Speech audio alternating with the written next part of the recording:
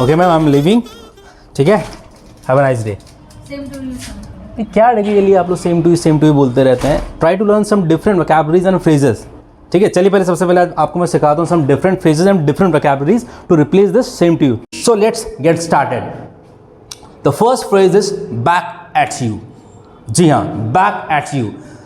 Just now let's consider example that happened just now. So when I was leaving the office, जब मैं office से निकल रहा था, when the time was about to finish, so I just said to ma'am have a nice day and she replied me same to you. तो यहाँ पे same to you के बजाय आप कह सकते थे back at you. For example, when you wish somebody like have a nice day or have a great day, so you can also say back at you instead of same to you. Same to you is not wrong, but it's quite odd. जैसे कि आपने देखा होगा, your mobiles applications are there and it's getting updated in monthly wise or yearly basis. तो कहीं ना कहीं you need to update your vocabularies as per the time. So just replace these vocabularies. What are the vocabularies I am teaching right now, right here? So the first word is back at you. Have a great day. You can say yes, exactly, back at you. Now, second phrase, ditto. G, ditto. So let's take one more example. Like somebody is there who is going on vacation.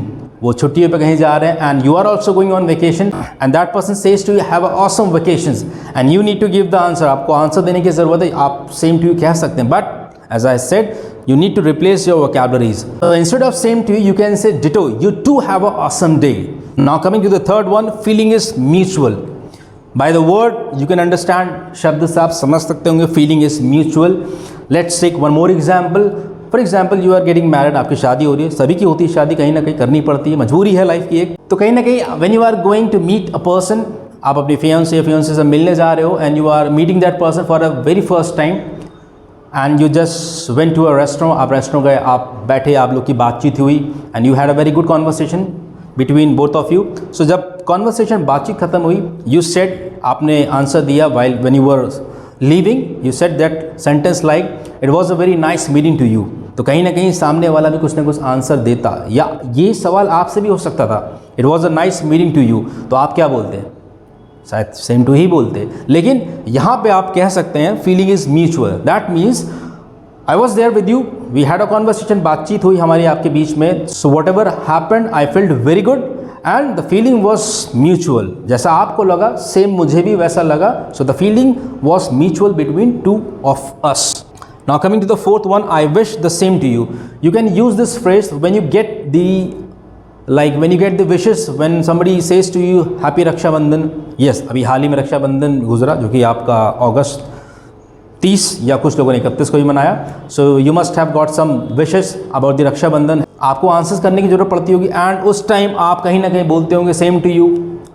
तो वहाँ पे आप बोल सकते हैं I wish the same to you. For example, if I wish you happy Diwali, you can say I wish the same to you. अगर मैं आपसे पूछूं तो कोशिश करें उसका आंसर दे कमेंट बॉक्स में. If I say to you happy republic day, give you answer in the comment box. Coming to the last one, likewise. Likewise भी आप यूज कर सकते हैं सेम टू यू की जगह पे. For example, I am leaving my company and my colleague wishes me Chetan it was a very nice working with you. So I can say likewise. Likewise means होता है guys मुझे भी बेहतर लगा आपके साथ काम करके. सो यहाँ पे आप सेम टू यू भी यूज कर सकते थे, but instead of same to you you can say likewise. So these are the some phrases, or you can say some words which you can use in place of same to you. So I hope you like this video and try to use these vocabularies in your daily sentences. Don't try to copy it down, just try to implement it in your daily life. Thank you so much for watching this video. Thank you.